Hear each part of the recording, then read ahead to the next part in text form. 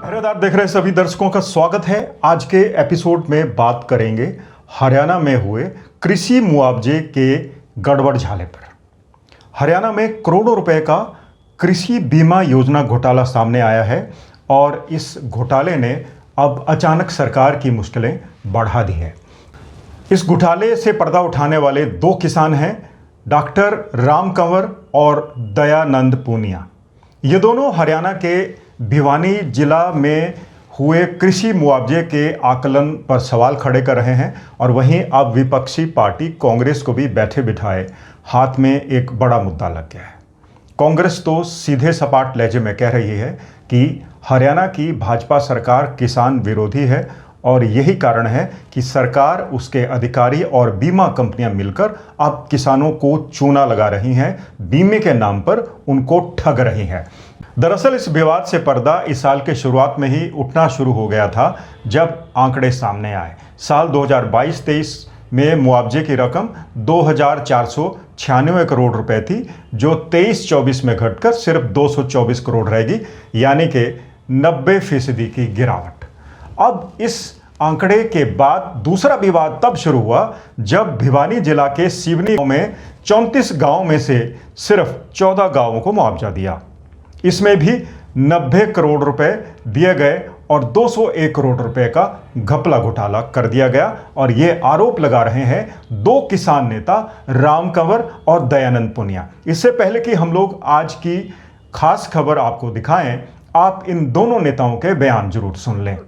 2023 से खरीफ की जो कपास की फसल थी उसका मुआवजे का ये मामला था और ये क्रॉप कटिंग एक्सपेरिमेंट किए गए थे। उसके हिसाब से 13/8/2024 को district level monitoring committee Bhiwani की, जिसके चेयरमैन डिप्टी कमिश्नर होते हैं और उसके member secretary deputy director agriculture, उन्होंने फैसला कर दिया और कंपनी को आदेश दिया कि 7 दिन के अंदर अंदर किसानों को जो क्रॉप कटिंग एक्सपेरिमेंट के रिजल्ट जो डिप्टी डायरेक्टर ने उनको दे दिए कंपनी को, उसके हिसाब से किसानों का मुआवजा दिया जाए कपास का।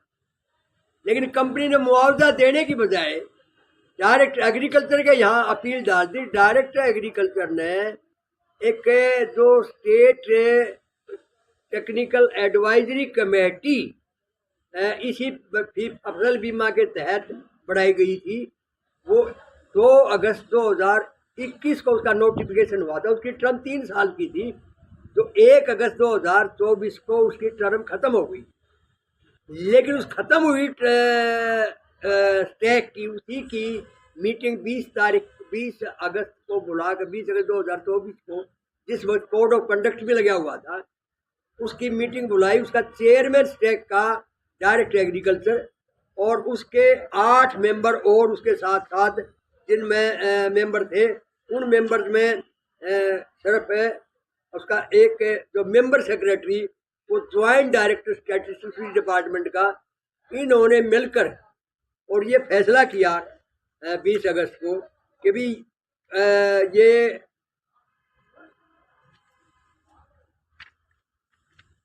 उसमें डीडीए भिवानी ने बताया उनको कि जी इन्होंने जो ऑब्जेक्शन हमारे क्रॉप कटिंग एक्सपेरिमेंट में दिए थे, उन सब का समाधान कर दिया गया था कमेटी बनाकर, और उसके बाद इनका कोई एतराज़ नहीं रहा था, इसलिए हमने इनको आदेश दिया था क्रॉप कटिंग के हिसाब से।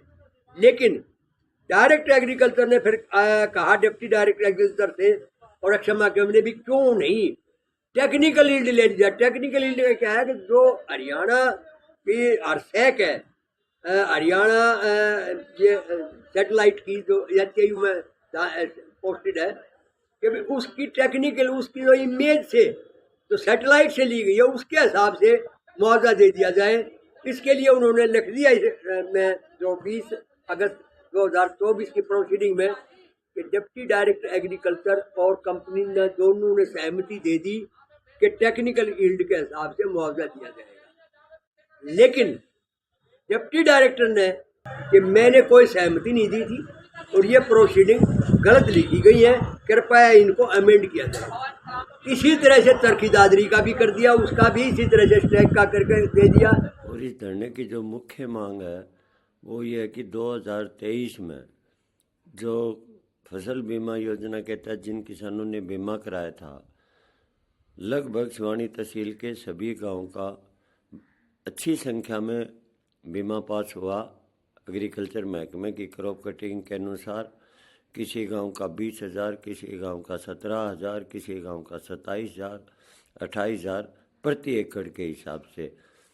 परंतु कंपनी ने सरकार के उच्च अधिकारियों व सरकार से मिली भगत करके ये कहा कि उपग्रह से जो खराबा देखा गया वो काफ़ी कम था, और उपग्रह से जो रिपोर्ट तैयार की, जिसकी तालिका हमने अपने फेसबुक पर भी लगाई, व्हाट्सएप के द्वारा भी लोगों में प्रचारित की है, उस उपग्रह के अनुसार ज़्यादातर गांव का खराबा प्रति एकड़ नील कर दिया।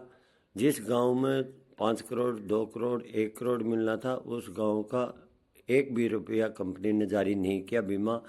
और कुछ गांव का किया तो जिस गांव का 15,000 रुपये प्रति एकड़, 20,000 रुपये प्रति एकड़ बनता था, वो 2,000 रुपये, 5,000 रुपये, 7,000 रुपये के हिसाब से जारी किया। तो ये सैटेलाइट के नाम पर, उपग्रह के नाम पर किसानों की भारी लूट हुई है। अगर इस लूट के खिलाफ आवाज़ नहीं उठाई तो आने वाले समय में, मतलब जो लोग ये कहते थे कि बीमा मिलेगा, वो लगभग बंद हो जाएगा।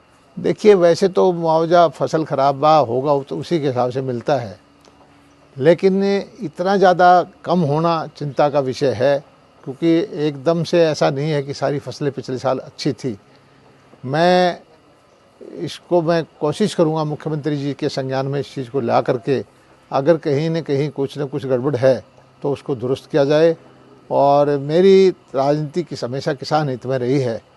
2400 करोड़ रुपए से घट करके 200-250 करोड़ रहना सही मायने में चिंता का विषय है, और मुख्यमंत्री जी इसमें ज़रूर जो है कुछ न कुछ ध्यान देंगे। मैं उनसे व्यक्तिगत तौर पर मिलकर भी उनसे बात करूँगा। दरअसल इन दो किसान नेताओं ने अब सरकार के अधिकारियों और कर्मचारियों की पोल पट्टी खोल दी है। इन नेताओं का आरोप है कि सरकार के अधिकारी बीमा कंपनियों से मिलकर किसानों के साथ धोखा कर रहे हैं। वहीं इस विवाद के बाद अब विपक्ष कांग्रेस को भी बैठे बिठाए उसके हाथ एक बड़ा मुद्दा लग गया है। कांग्रेस तो पहले से ही भारतीय जनता पार्टी की सरकार को किसान विरोधी करार देती आई है, और अब किसान नेता और कांग्रेस के नेता मिलकर सरकार को कटघरे में खड़ा कर रहे हैं। कांग्रेस के नेताओं का आरोप है कि सरकार ने भिवानी जिला के किसानों के साथ 201 करोड़ रुपए का घोटाला किया और बीमे की राशि डकार ली गई। बीमे की राशि किसने डकारी, किस तरह से डकारी, ये जांच का विषय हो सकता है, लेकिन सरकार और उसके अधिकारी और मंत्री दावा कर रहे हैं कि ऐसा कुछ नहीं हुआ है। दरअसल विवाद सैटेलाइट से ली गई तस्वीरों और जमीन से की गई आकलन या गिरदावरी में जो डिफरेंस था उसको लेकर है। बीमा कंपनियों ने कहा था कि जो रिपोर्ट ऑन ग्राउंड यानी कि गिरदावरी पेश की गई थी वो कुछ अलग थी और सैटेलाइट की तस्वीरें कुछ अलग कह रही थी। यही कारण है कि बीमा कंपनी ने अब कृषि निदेशक से अपील कर दी और कृषि निदेशक ने एक ऐसी समिति के साथ बैठक कर दी जिसका कार्यकाल अगस्त में खत्म हो गया था। यह भी एक विवाद है। तो दोस्तों, यह था आज का वीडियो। आज के वीडियो में हमने आपको बीमा का एक बहुत बड़ा गड़बड़ झाला उजागर किया। अक्सर किसानों को शिकायत रहती है कि वो अपनी पाई जमा करके बीमा कंपनियों के खाते में अपने बीमे की राशि जमा करते हैं, उसका प्रीमियम जमा करते हैं, लेकिन बीमा कंपनियां कोई ना कोई बहाना निकाल कर उनके मुआवजे की राशि को डकारने लगती हैं या फिर मुआवजे को बहुत हद तक कम कर दिया जाता है। किसानों में इससे काफ़ी ज़्यादा नाराज़गी है। खासकर सिवनी जिला के कपास उत्पादकों की इसलिए भी नाराज़गी है कि 34 गांव के किसानों ने मुआवजे की मांग की थी, मुआवजा दिया गया सिर्फ 14 गांव के किसानों को, बाकी के 20 गांव के किसानों को मुआवजा दिया ही नहीं गया। किसान अब हार कर सरकार के खिलाफ प्रदर्शन करने की तैयारी कर रहे हैं। और वहीं जैसे कि आपको मालूम है कि हरियाणा की सीमा पर पहले से ही पंजाब के किसान डटे हुए हैं, और अगर एक तरफ सरकार उनको मनाने में नाकाम रही है तो दूसरी तरफ अब राज्य के भीतर ही अब और धरने प्रदर्शन हो सकते हैं। और अब की बार धरने प्रदर्शन करने का कारण है बीमा का स्कैम, बीमा राशि का गड़बड़ झाला। अब सरकार के सामने सिर्फ एक ही विकल्प है कि वो किसानों के साथ बैठकर बातचीत करें, जो गिरदावरी और सैटेलाइट की तस्वीरों का जो डिफरेंस है उसकी सच्चाई जाने, और जिन किसानों को मुआवजा बनता है उनको मुआवजा समय पर दे दें ताकि कोई विवाद ना रहे और वहीं सरकार की छवि को भी धक्का ना पहुंचे, क्योंकि विपक्ष पहले ही सरकार को किसान विरोधी करार देता आया है। और अब ये जो ताज़ा मामला बीमा राशि के स्कैम का सामने आया है या कथित घोटाला आप कह लीजिए, इससे सरकार की छवि को और ज़्यादा नुकसान पहुंच सकता है। इसलिए अब सरकार को चाहिए कि इस विवाद को तुरंत ख़त्म करे, किसान नेताओं से बातचीत करे, जिन किसानों को मुआवजा नहीं मिला है या जेन्युइन जिनकी डिमांड्स थी मुआवजे की या जिसको नज़रअंदाज किया गया या फिर जानबूझकर सैटेलाइट की तस्वीरों या फिर जो गिरदावरी थी उसके बीच में एक विवाद खड़ा करने की कोशिश गई और कुछ भ्रष्ट अधिकारियों और कर्मचारियों ने बीमा कंपनियों के साथ कथित तौर पर घोटाला किया, इसकी जांच जरूर होनी चाहिए ताकि जो गरीब किसान है जिसकी फसल चौपट हो जाती है, जिसको नुकसान हुआ है, उसकी भरपाई हो सके। और सरकार के लिए अब दूसरी बड़ी चुनौती विपक्ष है, क्योंकि एक तरफ विधानसभा का सत्र चल रहा है, सरकार को घेरने की तैयारियां कई मुद्दों पर की जा रही है और बैठे बिठाए विपक्ष को अभी एक बहुत बड़ा मुद्दा उसके हाथ लग गया है। तो सरकार को इस विवाद को पहले निपटना चाहिए ताकि किसान नाराज ना हो और वो एक बार फिर से धरने प्रदर्शनों पर उतारू ना हो।